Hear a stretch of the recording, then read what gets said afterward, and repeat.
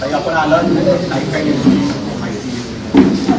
नाही, त्यांच्या वैष्णवीच्या कुटुंबासोबत तिचे आईवडील असतील, इतर सगळे जे त्यांचे नातलग आहेत, यांच्यासोबत ह्या संपूर्ण घटनेची आम्ही एक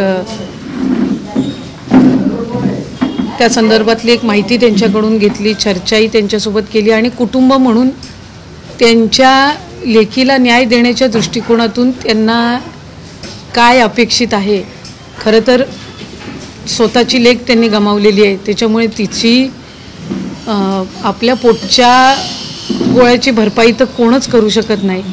ज्या परिस्थितीला ते सामोरे गेलेत आणि जी विकृती त्यांनी अनुभवलेली आहे, नीच प्रवृत्ती आहे ही, आणि ज्या अनुभवातून ते गेलेले आहेत ते ऐकून खरं तर संतापी झाला.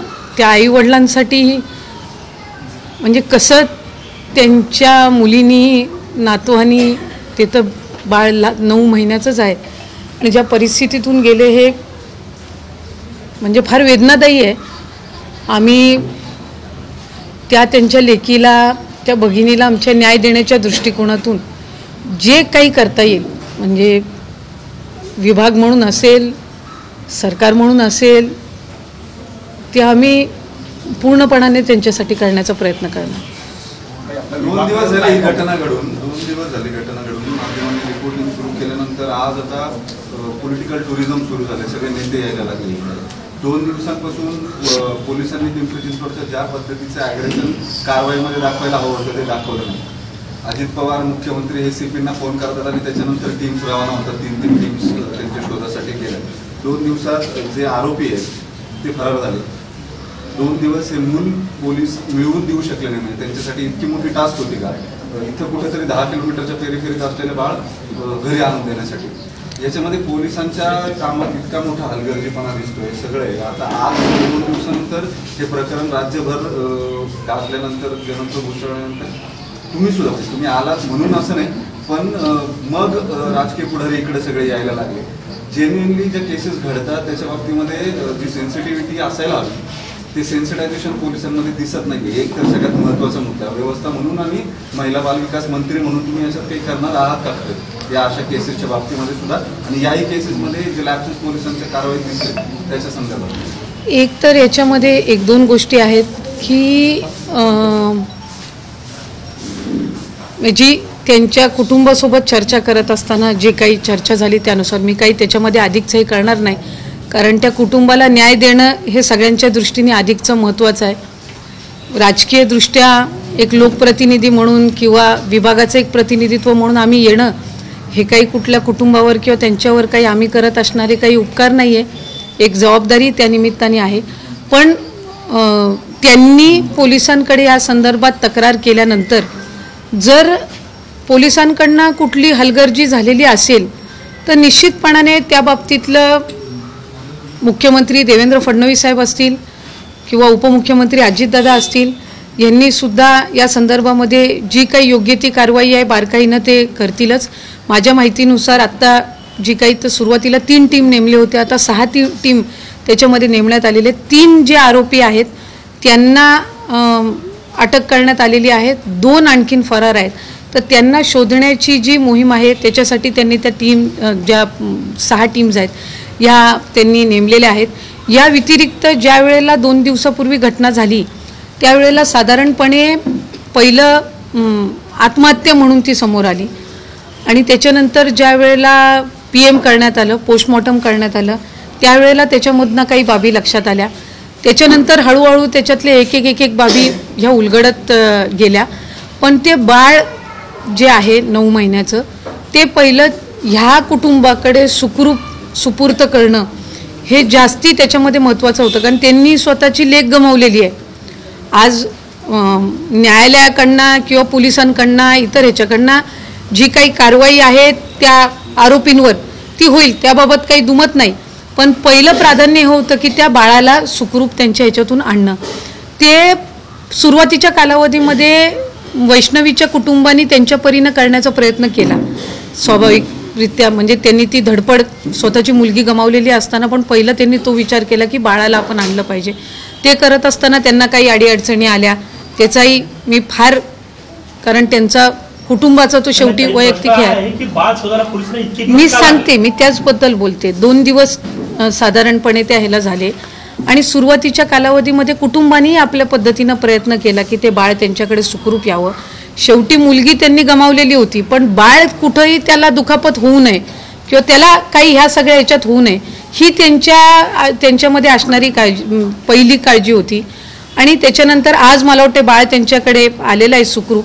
आम्ही तर पहिली त्याच्यामध्ये हे केलेली आहे की चांगल्या पेडियाट्रिशियनकडून, लहान मुलांचे जे डॉक्टर असतात त्याच्याकडनं बाळाचं जे रुटीन चेकअप आहे ते त्या ठिकाणी त्यांनी करून व्यवस्थितरित्या घ्यावं, कारण ते आता त्यांच्याकडे आहे.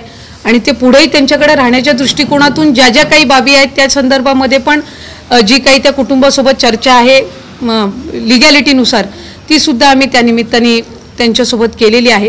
पण मी म्हटल्याप्रमाणे जर पोलिसांकडून काही हलगर्जीपणा झालेला असेल किंवा काही त्याच्यामध्ये जर काही कुचराई झालेली असेल तर त्या संदर्भातली योग्य ती दक्षता ही निश्चितपणाने घेण्यात येईल. आणि याच्याही व्यतिरिक्त दुसरी गोष्ट की 2 दिवसापूर्वी ते खूप शॉकमध्ये होते, ते संपूर्ण कुटुंब.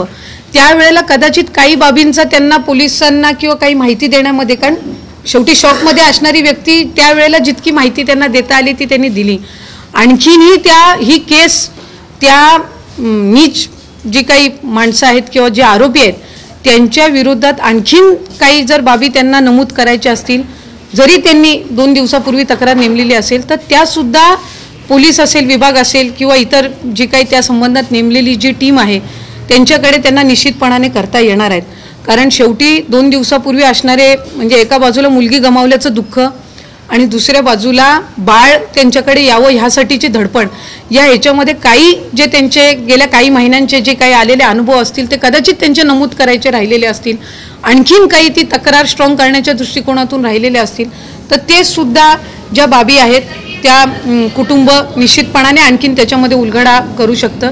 आत्ताच्या सध्याच्या घडीला आपलं प्राधान्य हे आहे की जे आरोपी 2 फरार आहेत ते त्या ठिकाणी पोलिसांनी त्यांचे जे टीम्स लावलेले आहेत त्यांनी त्यांचा शोध तातडीनं घेणं, ते एकतर पहिलं जेलमध्ये गेले पाहिजेत. एक दुसरी त्याच्यामधली महत्त्वपूर्ण गोष्ट की ही केस ही स्ट्रॉंग झाली पाहिजे. मग ह्यासाठी आणखीन काही विटनेसेस या संदर्भातले असतील किंवा त्यांचे आधीचे जे काही त्यांचे इतर ज्यांना काही अशा पद्धतीचा अनुभव आलेला असेल, जे आज काही समोर आलेलं असं पाहायला मिळतंय, त्यांना आणखीन काही त्या संदर्भामध्ये काही ॲडिशन करायचे असतील, केस स्ट्रॉंग होण्याच्या दृष्टिकोनातून आणि आरोपींना कडक शिक्षा होण्याच्या दृष्टिकोनातून ज्या काही बाबी आहेत त्या सगळ्या निश्चितपणाने शासनाच्या आणि पोलीस विभागाच्या वतीने केल्या जातात. राज्य महिला आयोगाचा हलगर्जीपणा सुरुवातीपासून झाला असा एक आरोप केला जातोय. इथून अवघ्या काही किलोमीटर अंतरावर राज्य महिला आयोगाच्या अध्यक्ष रुपाली चाकणकर राहतात, या रस्त्याने त्या सतत जातात. मात्र अजूनही त्यांनी या कुटुंबियांची भेट घेतली नाही. या संपूर्ण घटनेची दखल घेण्यासाठी त्यांना 5 दिवस लागले, तर त्यांच्यावर एक असंवेदनशीलपणाचा आरोप केला जातोय.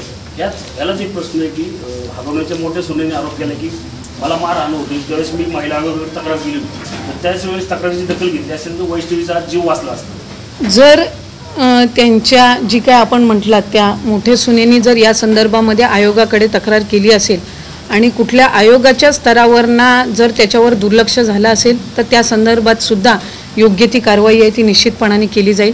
कारण कदाचित जर त्यावेळेला 6 महिन्यापूर्वी दक्षता घेतली गेली असती तर एक जिनी तक्रार केलेली आहे तिलाही न्याय मिळाला असता. आणि तसं पाहायला गेलं तर साधारणपणे तिचेही अनुभव जे काही आहेत ते त्या संदर्भातले म्हणजे मोठी ज्या आज ज्यांनी त्या संदर्भामध्ये माध्यमांसोबत किंवा पुढे येऊन ज्यांनी त्या संदर्भामध्ये उल्लेख केलेला आहे आणि या कुटुंबाला म्हणजे वैष्णवीला पण आलेले अनुभव साधारणपणे समान आहेत. एवढंच आहे की त्यांनी तिच्या नवऱ्याची साथ असल्यामुळे ती तिथून बाहेर पडले आणि आज सुदैवाने ती सुखरूप आहे. पण तक्रार करून पण जर त्याच्यावर काही कारवाई झाली नसेल किंवा हलगर्जीपणा झालेला असेल तर निश्चितपणाने त्या संदर्भातली सुद्धा चौकशी ही केली जाईल, तातडीने केलेली जाईल आणि कुणी जो हलगर्जीपणा केलेला असेल तर त्याला सुद्धा त्यामध्ये.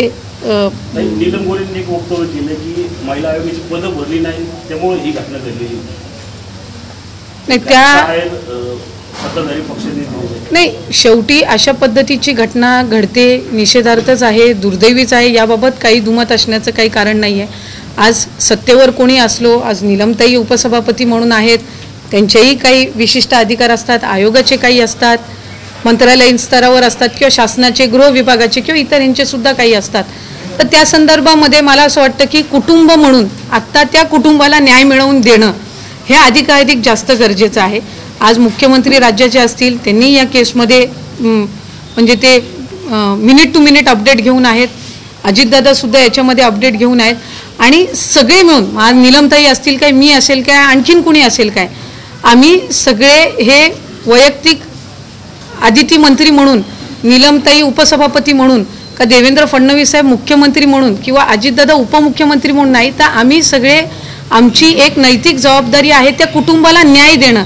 ह्या दृष्टिकोनातून पुढच्या कालावधीमध्ये आम्हाला सगळ्यांना पावलं उचलणं हे गरजेचं आहे. आज त्या कुटुंबाला कोण चुकलंय, कुणी काय केलंय याच्यापेक्षा त्यांनी लेक गमावलेली आहे आणि तिला न्याय देणं आणि त्या बाळाला सुखरूप ठेवणं ह्या दोन गोष्टींचं त्यांचं प्राधान्य आहे. आणि आम्हाला सुद्धा त्या कुटुंबाला आणि त्या गमावलेली जी आमची भगिनी आहे तिला न्याय मिळवून देणं ही आमची जबाबदारी. केंद्रीय गृहविभागाकडे जी माहिती उपलब्ध आहे त्यानुसार 2017 ते 2021 मध्ये जवळपास महाराष्ट्रामध्ये 938 गुन्हेगारी केलेले आहेत. या कायद्यामध्ये कठोर शिक्षेची तरतूद मानली असेल म्हणून काय पावलं उचलली जातील आणि ही आकडेवारी खूप मोठी आहे. वैष्णवी धरण म्हणता येईल, दुर्दैवी मृत्यू झाला, पण एकूणच किती गांभीर्याने सरकार या सगळ्या प्रकरणाकडे बघतंय आणि काय? निश्चितच ज्या वेळेला शक्ती कायदा तयार करण्यात आला त्यावेळेला त्यामध्ये विविध गोष्टींची किंवा या सगळ्या बाबींचा त्याच्यामध्ये समावेश केला गेला. पण केंद्राचे काही कायद्यामध्ये जे काही चांगले बदल जे करण्यात आलेले आहेत ते शक्ती कायदा आणि ते थोडे सिमिलर होते. त्याच्यामुळे आता रिवाईज एक शक्ती कायदा त्याच्यामध्ये देवेंद्र फडणवीस साहेब स्वतः मुख्यमंत्री म्हणून त्याचा ते पाठपुरावा आणि ते कशा पद्धतीनं लवकरात लवकर केंद्र शासनाकडनं मंजूर होईल यासाठी सुद्धा प्रयत्न करत आहेत. पण साधारणपणे एक बाब आपण याच्यामध्ये लक्षात घेतली पाहिजे की अशा पद्धतीच्या केसेस म्हणजे आता ही जी 6 महिन्यापूर्वी जी काही तक्रार आली असेल आणि त्याची जर नोंद नसेल घेतली गेली तर गंभीरच आहेत. पण अशा पद्धतीच्या तक्रार जर महिला आयोग असेल किंवा इतर कुठल्या विभागांकडे किंवा गृह विभागाकडे प्राप्त झालेल्या असतील तर आज ही जी झालेली दुर्दैवी घटना आहे त्यानुसार त्या सगळ्या आलेल्या तक्रारींचा सुद्धा आम्ही त्या ठिकाणी जो काही रिव्ह्यू आहे तो घेऊ.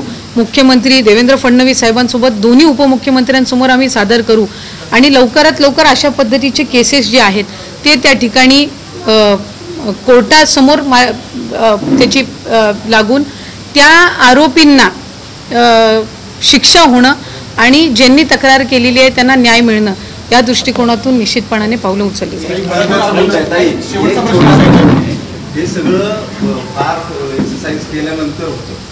पोलीस फार लक्ष द्यायला लागले किंवा मूळ संविधानामध्ये सगळ्या तरतुदी आहेत, सगळ्या गुन्ह्यांना शिक्षा आहेत, सगळे सेन्सिटाईज होऊन याच्याकडे न बघितल्यामुळं या गुन्ह्यांच्या बद्दलचा पोलिसांचा एकूण रोज जो आहे किंवा काम करायची जी पद्धत आहे ती अतिशय लिथार्जिकपूर्ण आहे. इतक्या मोठ्या या केसमध्ये सुद्धा माध्यमं आल्यानंतर पोलीस जास्त आक्रमक आहे. हे सगळं घडून कुटुंब जेव्हा तक्रारीला दाखल करायला जातात किंवा वरिष्ठ अधिकारी सुद्धा DCP दर्जाचे अधिकारी सुद्धा 498ची केस आहे मी त्याच्यामध्ये बोलणं फार उचित नाही किंवा मी काय बोलायचं त्याच्यामध्ये असं म्हणून याच्याकडे दुर्लक्ष करतात. तुम्हाला मूळ असं आहे की पोलिसांना याच्या बाबतीत सेन्सिटाईज करणं जास्त गरजेचं आहे. त्या अनुषंगाने तुम्ही काही करणार आहात का? त्यांना 2 प्रश्न तुम्ही विचारणार आहात की बाबा 5 दिवस का लागले? बाळ 2 दिवस तुम्ही पहिल्या प्रश्नाचं उत्तर दिलंच नाही. पोलिसांनी बाळ का आणून दिलं नाही? 2 दिवस 3 दिवस त्याला का लागले? अज्ञात व्यक्तीने ते बाळ त्यांच्या हातात आता त्याच्यात प्रोसिजर फॉलो झालेली आहे. ते बाळ आणून कुणी दिलं जाते, कुणाच्या ताब्यामध्ये होतं, आधी काय झाले काहीच म्हणजे कुणी बोलणार नाही, काही रेकॉर्डवर घेणार नाही, फक्त राऊंड अप करायचं नाही. मी आपल्याला म्हटल्याप्रमाणे मी या प्रश्नाचं उत्तर सुरुवातीला सुद्धा दिलं की 2-5 दिवसात जर पोलीस विभागाकडनं या संदर्भात काही हलगर्जीपणा झाला असेल तर निश्चितपणाने ज्यांनी कोणी हलगर्जीपणा केला असेल त्यांच्यावर सुद्धा मुख्यमंत्री जे राज्याचे गृहमंत्री आहेत ह्यांनी त्या संदर्भामध्ये अतिशय बारकाईनं लक्ष दिलेलं आहे. आणि जर कुठं त्यांना जी काही त्यांनी टीम्स नेमलेल्या आहेत किंवा जी काही ते माहिती घेत आहेत याच्यात कुठंही जरासाही हलगर्जीपणाचं हे त्यांना जर आढळलं तर ते निश्चितपणाने त्या संदर्भामध्ये योग्य ती कारवाई घेतील. कुठलाही अधिकारी आणि त्याच्याकडनं जर या केसमध्ये कुचराई झालेली असेल तर ती सरकारकडनं सहन करून घेतली जाणार नाही.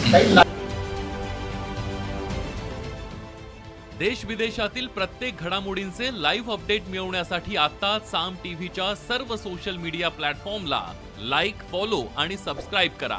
तसंच सर्व नोटिफिकेशनसाठी बेल आयकॉन प्रेस करायला विसरू नका.